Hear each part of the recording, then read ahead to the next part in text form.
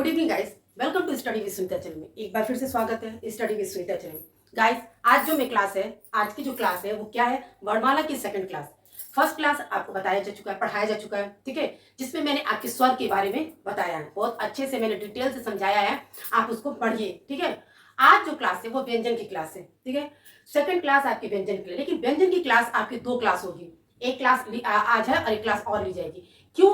क्योंकि व्यंजन को हम चाहे तो एक ही वीडियो में पढ़ा देंगे, लेकिन बहुत लंबा हो जाएगा, जिससे आपको नहीं पढ़ेंगे और नहीं आप समझेंगे, ठीक है ना। क्यों? क्योंकि आप लोग ये चाहते हैं कम समय में अधिक जानकारी, ठीक है। इसलिए मैं व्यंजन की दो क्लास इसलिए ले रही हूँ कि एक वीडियो में केवल व्यंजन के कितने प्रकार सब कुछ अच्छे से समझा दूं। जब भी आपको समझ में अच्छे से आ जाएगा तो जो थर्ड क्लास होगी उच्चारण के स्थान पर जो बताया जाएगा वो तो बहुत अच्छे से समझ में आ जाएगा। इसीलिए आपको कम समय में अच्छी जानकारी के लिए मैंने उसको डिवाइड कर दिया है, ठीक है।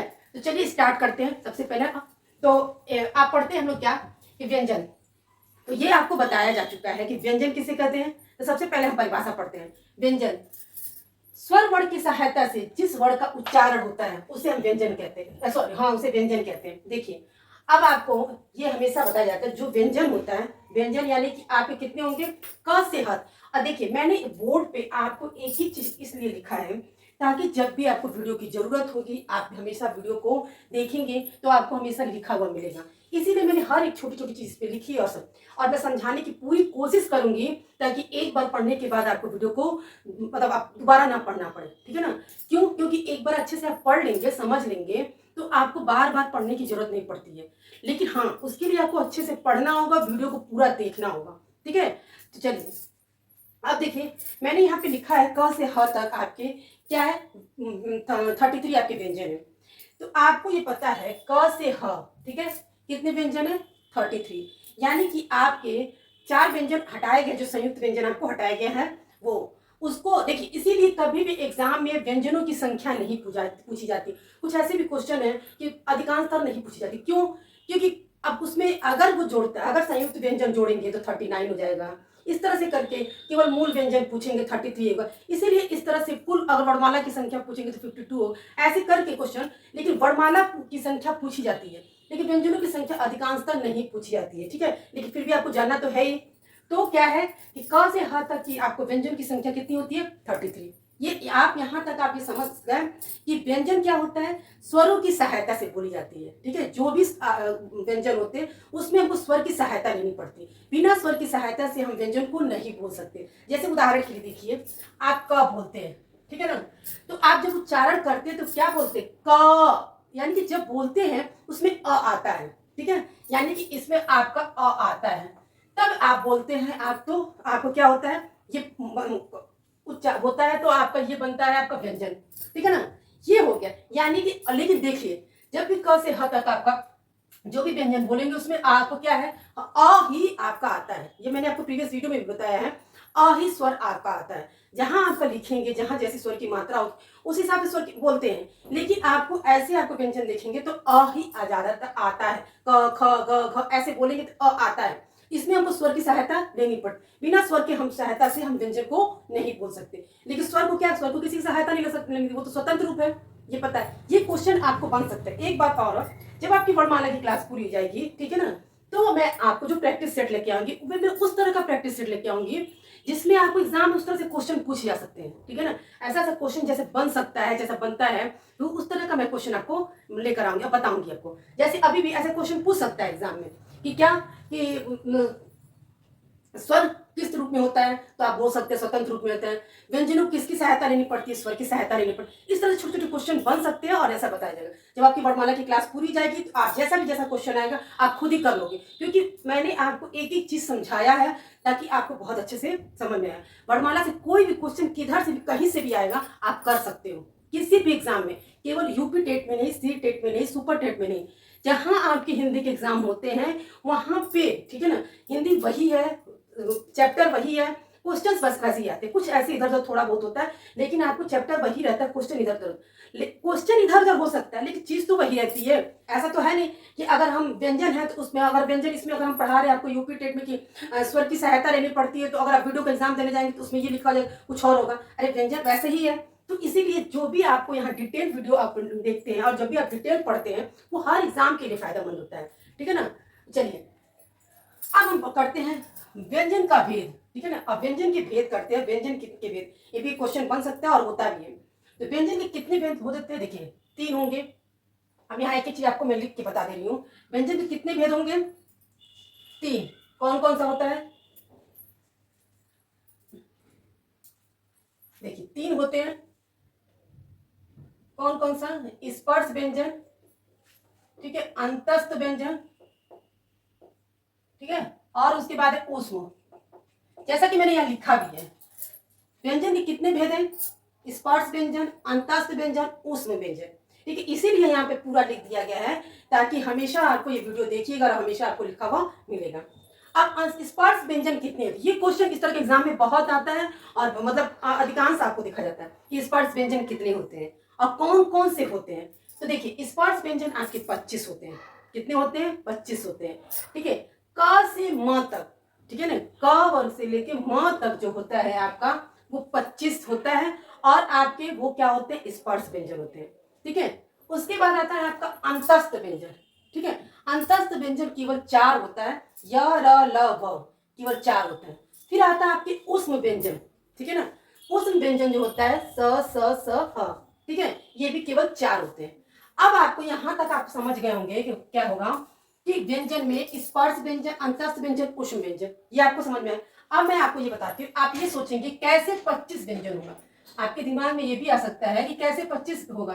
देखिए और तो मैंने यहाँ लिखा भी क से म तक, ठीक है। देखिए एक चीज ये देखिए क, ठीक है ना, ख ग घ अंग, ठीक है। देखिए क ख ग घ अंग, इसको देखिए इस पहले वाले जो वर्ड है इसी के उस पे हम बोलते हैं क्या, क वर्ग, ठीक है ना। इसको क्या बोलेंगे, इसी को बोलते हैं क वर्ग, ठीक है। इसमें कितने होंगे, 5। कैसे, अब देखिए च छ च छ ज छ इया, ठीक है ना। फिर हो गया ट ठ ड ढ अड़, त थ द ध न, प फ ब भ म। मैंने आपको बताया ना कि क से लेकर म तक, ठीक है, क से लेकर म तक ये आपके होते हैं स्पर्श व्यंजन, ठीक है। यही होता है आपका 25, क्योंकि हर वर्ग में, हर आपके वर्ग में 5-5 वर्ड हैं, ठीक है। देखिए 1 2 3 और 5, ठीक है ना। तो कितने हैं, 5। इसी जो जो वर्ड पहला है, ठीक है ना, उसी पे उसका वर्ग का नाम दिया। जैसे इसको बोलेंगे कावर, इसको बोलेंगे चावर, इसको बोलेंगे टावर, इसको बोलेंगे तावर, इसको बोलेंगे पावर, ठीक है ना। अब इसी को देखिए मैंने लिखा है क वर्ग। देखिए अब जो स्पर्श व्यंजन होता है ये क्या होता है, जीभ से जहां पे लगता है, जो भी मुख के वहां से वही जो भी जहां पे लग के जो वर्ड बोले जाते हैं वही नाम दे दिया गया है, ठीक है ना। जीभ जहां भी आपके लगता है, जहां जहां घूम के जो जो वर्ड पे लगता है वही नाम दे दिया गया है। देखिए जैसे क वर्ग को हम क्या बोलते हैं, कंठ, कंठ, ठीक है। उसके बाद है आपका च से तालु, ट से है आपका मूर्धा, मूर्धा यानी कि तालु के ऊपर वाला जो हिस्सा होता है उसको। त है आपका दंत, अब प है आपका ओष्ठ या ओठ, ठीक है ना। ऐसे याद करेगा, मतलब आपको याद हो जाएगा, कंठ तालु मूर्धा दंत ओठ, ठीक है ना। अब यहाँ पे देखिए आपको कंफ्यूज हो रहा होगा, यहाँ पे ये है उसमें व्यंजन,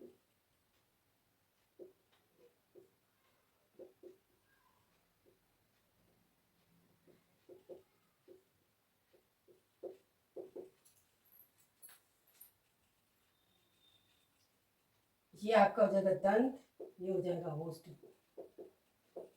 मैंने आपको यहाँ समझाने के लिए लिखा है कि क से लेके म तक आपके जो व्यंजन होते हैं वो 25 होते हैं, जो आपके स्पर्श व्यंजन में आता है, ठीक है ना। और ये आपके सब आपके जो पहला वर्ड है, ठीक है, क च ट त प, इन्हीं के वर्ड पे आधारित है। इन्हीं को कैसे बोलते, कावर, चवर, टावर, तावर और पावर। तो क वर्ग जो है का उच्चारण स्थान है वो कंठ है, च का तालु है, त का मूर्धा है और त का दंत है और प का ओठ है। देखिए तो स्पर्श व्यंजन के जो भी आपके हैं, जैसे भी आपको बोले जाते हैं, वो आपके इस तरह से हैं। देखिए इसी में आपको एक इसके बाद आता है क्या, आपको अब इतना तो आपको समझ में आ गया। अब क्या होता है इसके स्पर्श व्यंजन के बाद अब कौन सा व्यंजन आएगा, अंतस्थ व्यंजन। ठीक है, अंतस्थ व्यंजन में कौन कौन सा आता है, य र ल व। ये एक एक लाइन के जो छोटे छोटे बहुत एग्जाम में क्वेश्चन बनते हैं, क्या होगा, स्पर्श व्यंजन कितने होते हैं, तो आप बता सकते हैं कि स्पर्श व्यंजन 25 होते हैं। फिर इस तरह से पूछते हैं अंतस्थ व्यंजन कितने होते हैं, तो 4 होते हैं। कौन कौन से होते हैं, तो य र ल व। ठीक है ना। अब बताइए अंदर फिर ऊष्म व्यंजन। ठीक है, ऊष्म व्यंजन कैसे होते हैं, तो आपके क्या है, श श स ह, ये आपके ऊष्म व्यंजन होते हैं। ठीक है, अब इसके बाद आता है, अब केवल व्यंजन आपके यहीं पर नहीं खत्म हो जाता है। आपके क्यों, क्योंकि ये था आपके क से ह तक का आपका 33 व्यंजन का ये आपका था। ठीक है ना, तो इस 33 व्यंजनों को 3 भाग में बांट दिया गया है। किसमें, स्पर्श, अंतस्थ और ऊष्म व्यंजन में। तो आपका हो गया 25 4, ठीक है, 29 और 4 हो गया ना आपका। तो ये ऐसे बांट दिया गया। अब आप बचता क्या है अभी आपके, उसके बाद आता है संयुक्त व्यंजन। ठीक है ना, और आपका आता है द्विगुण व्यंजन। ठीक है, एक चीज और आप समझ लीजिए, आता है ये जो 5वां वर्ग है, ये 5वां वर्ग। ठीक है ना, ये 5वां वर्ग यानी क्या, अंग या अड़ न म, इसी को हम क्या कहते हैं, अनुनांशिक, अनुनांशिक या पंचमाक्षर। ये भी क्वेश्चन आता है कि पंचमाक्षर वर्ण कौन कौन से होते हैं, तो आप बोल सकते हैं पंचमाक्षर वर्ण अंग या अड़ न म होते हैं। और इसी को पंचमाक्षर इसीलिए कहा जाता है क्योंकि 5वें स्थान पर है, इसीलिए पंचमाक्षर हो गया। ये भी एक आपका क्वेश्चन हो गया और मैंने इसको भी अच्छे से बताया कि अगर आपको पूछा जाता है अनुनासिक वर्ण कौन सा होता है, तो किसी को नासिक के वर्ण भी कहते हैं, जो नाक से बोला जाए। जब बोलेंगे आप अंग इया, ये सब नाक से बोले जाने वाले वर्ण हैं। तो जब नाक से बोले जाने वाले किसी को नासिक के वर्ण, अनुनासिक वर्ण और पंचमाक्षर वर्ण भी कहा जाता है। पंचमाक्षर यानी 5वें वर्ग पे है, इस वजह से अनुनासिक नाक से इसी को तीनों कहा जाता है। ये चीज आपको समझ में आ गया। अब आता है संयुक्त अक्षर और संयुक्त व्यंजन और संयुक्त अक्षर। ठीक है, इसी को हम संयुक्त व्यंजन भी कहते हैं और संयुक्त अक्षर भी कहते हैं। ठीक है, इसी को। और एक होता है द्विगुण व्यंजन। तो सबसे पहले हम समझते हैं संयुक्त व्यंजन क्या होता है। संयुक्त व्यंजन भी आपके 4 आते हैं। कौन कौन सा, छ, त्र, अज्ञ, स्र। ये क्वेश्चन हमेशा एग्जाम में पूछे जाते हैं, विकल्प में दिए जाते हैं कि संयुक्त व्यंजनों का। ठीक है ना, तो अक्सर तो आपको दिया जाता है, तो छ, त्र, अज्ञ दे दिया जाता है, स्र अक्सर नहीं रहता है। ठीक है, और उसमें लेकिन आपको ये जानना है कि स्र भी आपके संयुक्त व्यंजन में आता है। ठीक है, तो ये अक्सर ये क्वेश्चन संयुक्त व्यंजन का ये क्वेश्चन आता है एग्जाम में। छ, त्र, अज्ञ, स्र ये आपका क्या है, संयुक्त व्यंजन है। अब ये आप सोचेंगे कि क्यों इस संयुक्त व्यंजन को इस कैटेगरी के व्यंजन के वर्ण के भेद में नहीं रखा, जब वर्ण के भेद अगर हम इसमें कर दिए हैं और ये भी व्यंजन है, तो क्यों इसमें नहीं किया गया। देखिए इसमें जो भी व्यंजन है आपके, सब में आपके स्वर की सहायता ली जा रही है। ठीक है ना, लेकिन आपके जो संयुक्त व्यंजन है, ये व्यंजन की ही सहायता से, संयुक्त व्यंजन का मतलब व्यंजनों के मिल से बना है। ठीक है ना, इसीलिए संयुक्त व्यंजन को अलग किया गया है, ये व्यंजनों के मेल से बना है। जैसे देखिए छ, ये क्या है, देखिए ये क पे हलन श और तब बना है छ, यानी कि जो पहला वर्ड रहेगा इस पे हलंत लगा रहेगा, आपको पता है। ठीक है, हर पहले वर्ड पे हलंत लगा रहेगा क्योंकि आधा रहेगा, तो इस पे श यानी कि ये श्रम वाला स होगा, तो यहाँ बनेगा छ। फिर ठीक है, अब उसके बाद आता है त्र। अब त्र पे क्या है, त पे हलन र और उसके बाद बनेगा त्र। फिर आता है आपका अज्ञ। अब अज्ञ देखिए ज और इया से बनेगा आपका अज्ञ, इया भी आ गया। ठीक है ना, आपका पंचमाक्षर जो वर्ड है वो भी आ गया इसमें। श यानी कि सर्जम वाला श और र मिलके बनेगा स्र, तो इसीलिए इसको संयुक्त व्यंजन कहा जाता है। क्यों, क्योंकि ये दो व्यंजनों के मेल से बना है, इसीलिए ये संयुक्त व्यंजन हो गया। ठीक है, ये आपको समझ में आ गया। अब आ गया आपका द्विगुण व्यंजन। आप सोचेंगे द्विगुण व्यंजन क्या होता है, देखिए द्विगुण व्यंजन आपका, ठीक है, ये आपका द्विगुण व्यंजन है जो आपके, ठीक है, द्विगुण व्यंजन ये ड और ढ आता है, यहाँ पे ड और ढ आता है जो इस पे बिंदु लगा रहता है। लेकिन द्विगुण व्यंजन आप देखिएगा कभी भी शुरुआत में नहीं आता है, किसी भी शब्द के शुरू में नहीं आता है, क्योंकि द्विगुण व्यंजन में ये आपके नीचे बिंदी, दो ही द्विगुण व्यंजन है, ड और ढ, ठीक है, और वो द्विगुण व्यंजन में नीचे आपकी बिंदी लगी रहती है, ठीक है, ये पहचानिए है। आप ये देखिएगा कभी भी शुरू में नहीं होता है अब शब्दों में, अगर जहां शुरू में लिखा जाएगा तो ये बिंदु रहित रहेगा, मतलब बिंदु नहीं लगा रहेगा, ठीक है। जब भी आपके स्टार्टिंग में होगा तो बिंदु नहीं लगा रहे, इसीलिए आपको क्या देख, अक्सर आप ये देखेंगे या तो बीच में होता है या अंत में भी, शुरू में होता है ऐसा नहीं है, लेकिन जब शुरू में होगा तो बिंदु नहीं लगा रहेगा, ठीक है ना। जैसे आपको उदाहरण समझा रहे हैं, देखिए यहाँ पे देखिए, अक्षरों के बीच में या अंत में होता है, इसीलिए पढ़ना, देखिए ये बीच में आया, ओढ़ना बीच में आया, लड़का बीच में आया, तो सब पे नीचे बिंदी लगी है, ये द्विगुण व्यंजन में आ है, ठीक है ना। ये अंश, ठीक है। और ये देखिए, और यहाँ पे देखिए, ये देखिए यहाँ बीच में, अब ये है बाढ़ आषाढ़, ये जो है ढ, ये अंत में आया है, ठीक है। अब मैंने जो बताया कि ये तो ज्यादा या तो बीच में आएगा या तो अंत में आएगा, तो ये द्विगुण व्यंजन जो है अगर बीच में आता है या अंत में आता है तब तो यहाँ बिंदी लगती है, अगर स्टार्टिंग में आता है, शुरू में आता है मूल शब्दों पे, तो वहां बिंदु नहीं लगती। जैसे देखिए ढकनी, ढाल, ढांचा, ये क्या है, पहले लिखा गया, यहाँ कहीं भी आपको बीच में बिंदु नहीं लगा है, तो पहला अक्षर रहेगा तो बिंदु रहित होगा। ये आपको हमेशा याद रखना होगा, ये बहुत मतलब ऐसा क्वेश्चन है टिपिकल कि आपको ऐसा पूछ सकता है द्विगुण व्यंजन कितने होते हैं, तो आप बता सकते हैं कि द्विगुण व्यंजन 2 होते हैं।